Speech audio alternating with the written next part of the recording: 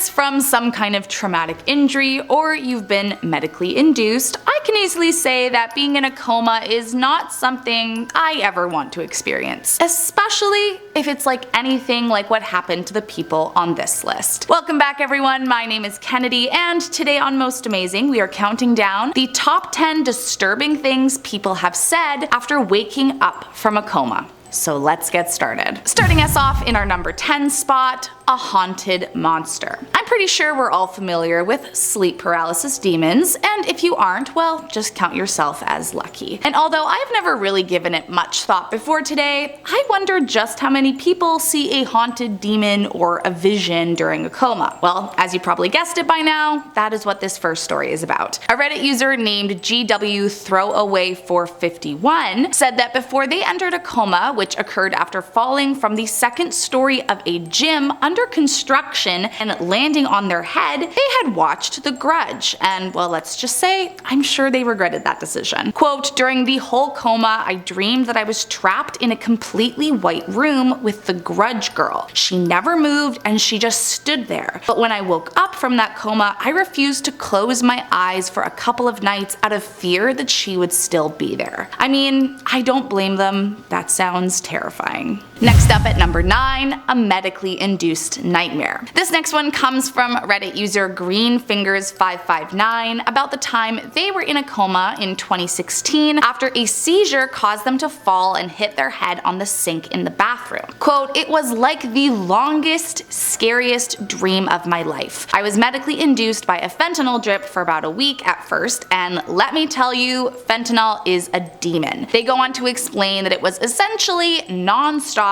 wacky dreams about fighting corrupt hospital officials and so on, which is strange because the brain clearly had some idea about where they were, but the drugs they were given were making them hallucinate while they were in the coma, causing our Reddit friend to believe they were in some kind of extreme danger. I mean, I've had some weird dreams before, but imagine one lasting for a month and a half straight. Coming in at number 8, a Mermaid Tea Party. You know how in horror movies every little girl happens to be the creepiest character? Well, this next one kind of has that same vibe. According to one dad who posted online about his young daughter's coma, when she awoke, she told her parents of all the strange things she had done and seen while she'd been out. One of which was apparently playing a mermaid tea party with her dead grandparents, which, you know, is sweet on one hand, but also a little creepy. The other experience she told her father about was that she was allegedly denied from entering the gates of heaven because St. Patrick, as she said, told her it wasn't her time yet. The dad said, quote, "I know it's supposed to be St. Peter, but I wore a shirt that reads St. Patrick is my homeboy," and she exclaimed excitedly that she had met him. So if what this girl experienced really happened, she would have almost died, and I guess that's why she was able to have a tea party with her dead grandparents.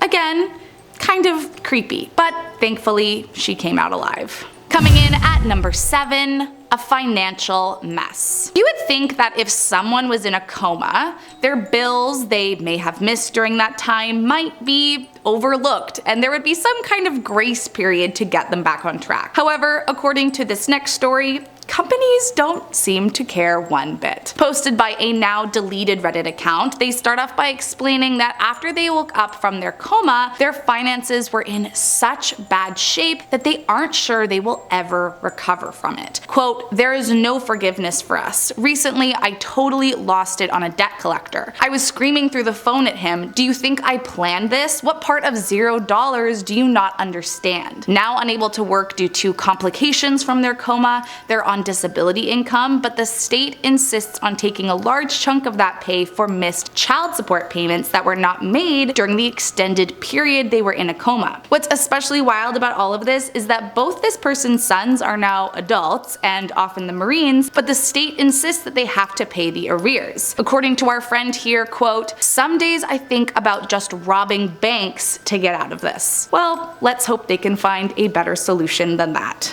Next up at number 6, It feels real. You know when you have a really lucid dream and when you wake up there's that half a second where you have to remind your brain that what just happened didn't actually happen? Well, according to this next story, that is exactly how their coma felt. Quote, I was in a medically induced coma for 2 weeks about 3 months ago. I had open heart surgery. It didn't go well. I had trouble coming off the ventilator, so they just put me into a coma to try and give me some time to heal. But sadly for them, it was anything but peaceful. Quote, I had nightmares the entire time from the medicine they were using to knock me out. I thought I'd been kidnapped by a nurse and was a victim of sex trafficking. I thought my drug addict aunt had had her friends rob my sister and her husband, killing my brother-in-law and a young member of his family, and I thought I was constantly being grabbed by people under my bed. It was not fun. I can't say that I knew I was in a coma or anything. I'm usually one of these people that when I have a bad dream, I can tell myself it's just a dream and wake myself up in order to end it. This was not like that.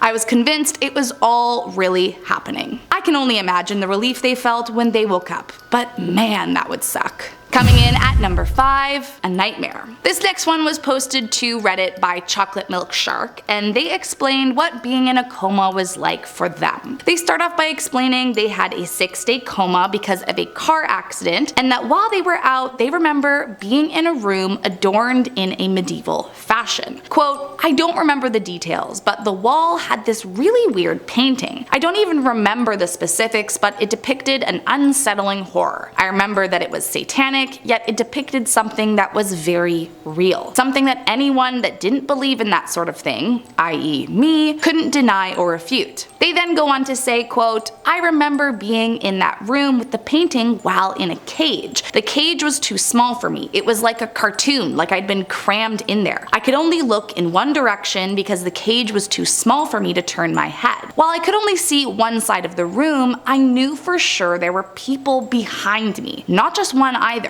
Every once in a while, I heard a whisper or a faint set of footsteps. I was so scared of them. At one point, I felt like I was drenched in sweat. I was scared because I heard a deep, dark, raspy voice that said, all right, it's time. All at once, I heard people running towards me. When I realized what was happening, I struggled to break free from the cage. I was trying to push it over for some reason, thinking that it would somehow do me good.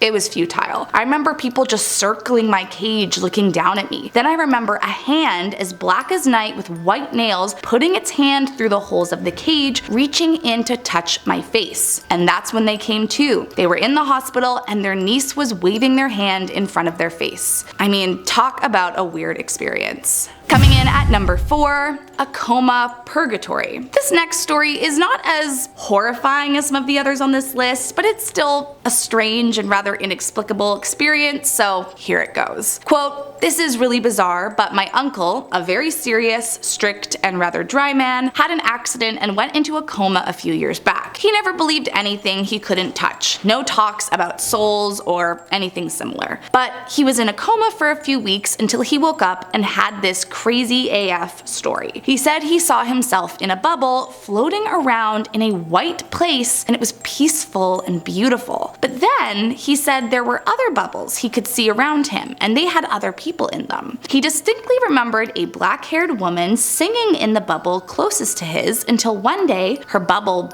burst and she disappeared. When he woke up, he could give a very clear description of her body, age, and all that. Now, here's the wild part. There was a woman, one floor below him in a coma, who sadly had passed away before he woke up. You guessed it, black hair, age, body, all correct. He had never met or seen this woman in his life, but knew she had died. So did this guy somehow witness her death while in a coma? Is there some kind of bubble purgatory in another plane of the universe? Who knows? Coming in at number 3, military training. This next one comes from a guy that fell into a coma during basic training after he caught meningitis. And although thankfully he was okay in the end, there were some insane parts in the middle. Quote, I was in and out of a coma for about a week and I don't remember much, but when I was first awake, I was fully paralyzed from the neck down. My wife came to visit me and she told me I smelled like urine because they didn't give me a catheter, nor did anyone help me to the bathroom. So I just laid in bed and pissed myself over and over. By the time I fully woke up a few days later, I had very little feeling in my legs and was very wobbly when I walked, and I couldn't fully stretch my arms without severe pain in my hands. When I was released, I asked about why no one helped me,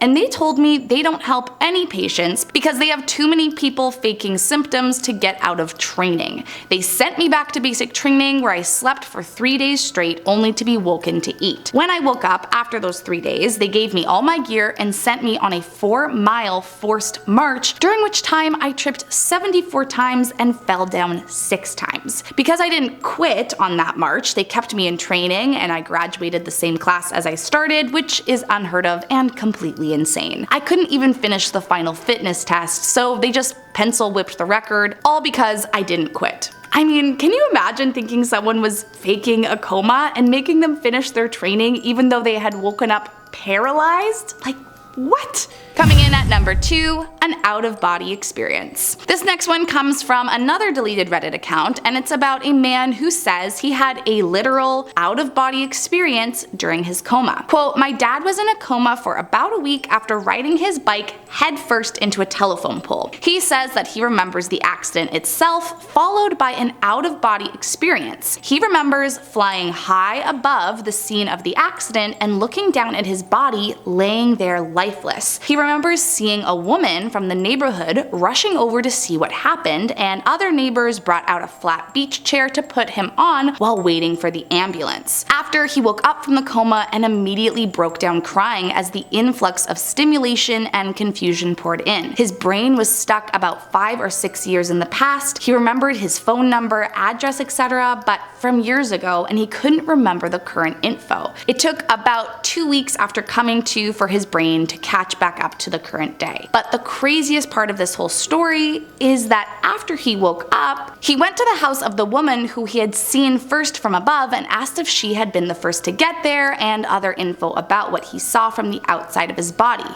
And she confirmed all of it. And last up in our number 1 spot today, locked-in syndrome.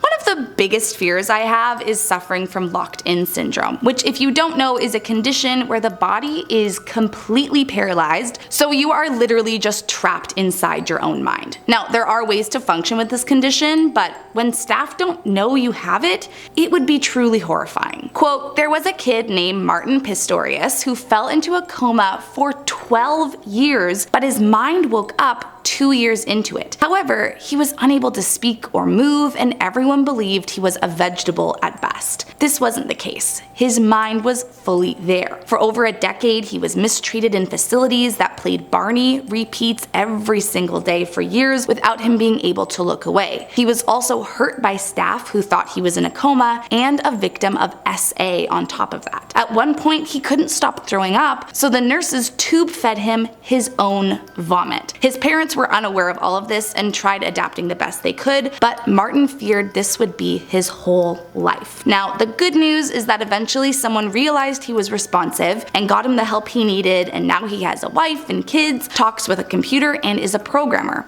This man has now done TED Talks, written books, and lives a really full life. So thankfully he has a happy ending. But I just can't imagine being trapped and abused for 10 years while everyone thought I was in a coma. Well, that's all I've got for you today, guys. I hope you liked this video. If you did, make sure to hit that subscribe button down below, and as always, I will see you next time, my friends.